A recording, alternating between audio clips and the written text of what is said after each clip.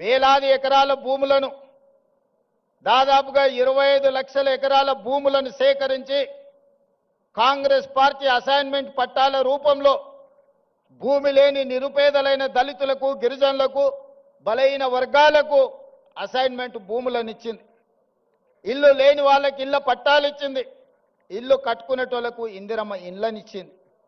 చదువుకునేటోళ్లకు ప్రభుత్వ పాఠశాలలు ఏర్పాటు చేసింది. ఇవాళ ప్రభుత్వాల దగ్గర భూములు లేవు పంచడానికి. ఉన్నది ఉన్నట్టు కుండ బద్దలు కొట్టి నేను చెప్తున్నా. ఇవాళ వాళ్ళ పేపర్లో రాస్తున్నారు రేవంత్ రెడ్డి పంచడానికి భూములు లేవన్నాడు. చూసినావా ఆయన ఆలోచన ఎట్లుందో. నేను వాళ్ళని అడగదలుచుకున్నా. ప్రతి దళితునికి 3 ఎకరాలు ఇస్తాన్నారు. 10 ఏళ్ళు ఉన్నారు, ఎవరికన్నా ఇచ్చిర్రా?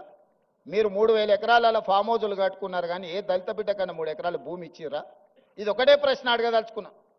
ఒక ఆయనకు ఎర్రవల్లిలు ఉంటుంది, ఇంకొక ఆయనకు జన్వాడలు ఉంటుంది, ఇంకొక ఆయనకు మోయినాబాద్ దగ్గర ఉంటుంది, వాళ్ళ ఆడబిడ్డకు శంకర్పల్లి దగ్గర ఉంటుంది. 100 ఎకరాల ఫామ్ హౌజులు అయితే మీకు వచ్చినాయి, కానీ మా దళితులకు 3 ఎకరాల భూమి వచ్చిందా? సూటి ప్రశ్న. ఇంతకంటే ఎక్కువ నేను విమర్శించదలుచుకోలే.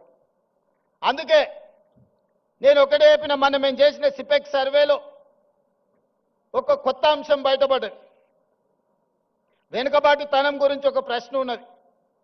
వెనుకబాటుతనంలో మాకు వచ్చిన ఫీడ్బ్యాక్ ఏంటంటే భూములు ఉన్న వాళ్ళు కూడా వెనుకబాటుతనంతో ఉన్నారు.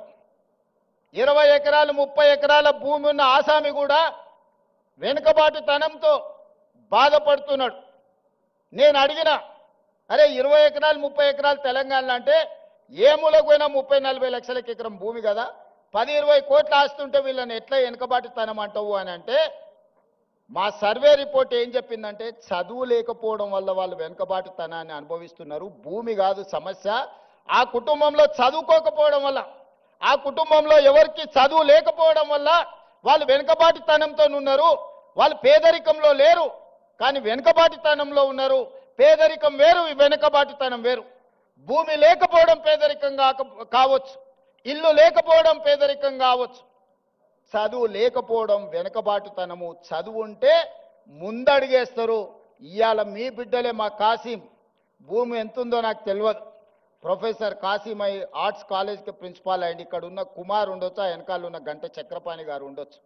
వీళ్ళందరూ ఇవాళ చదువుకున్నారు కాబట్టే ఈరోజు సమాజంలో ఒక గుర్తింపు గౌరవంతో పాటు వెనుకబాటుతనం అనే పదమే వాళ్ళ దరిదాపుల్లో రాకుండా ఉన్నది. అందుకే వాటిని గుర్తించిన, ఆలోచన చేసిన, ఈ సమాజంలో వివక్ష నుంచి బయటికి తీసుకురావాలి.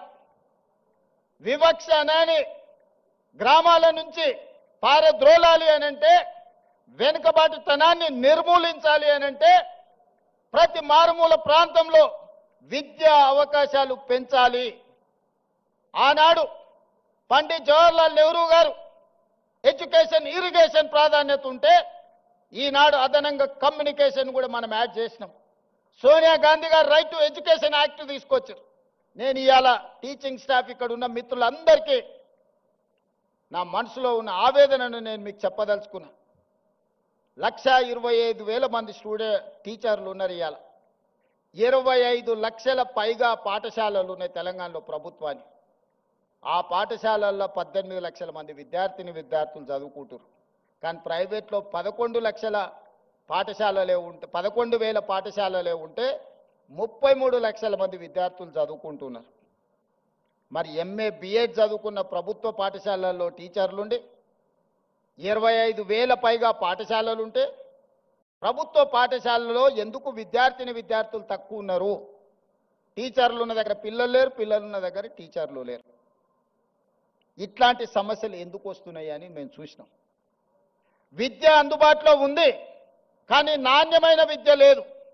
ఈరోజు సమాజానికి విద్య సమస్య కాదు, నాణ్యమైన విద్య సమస్య.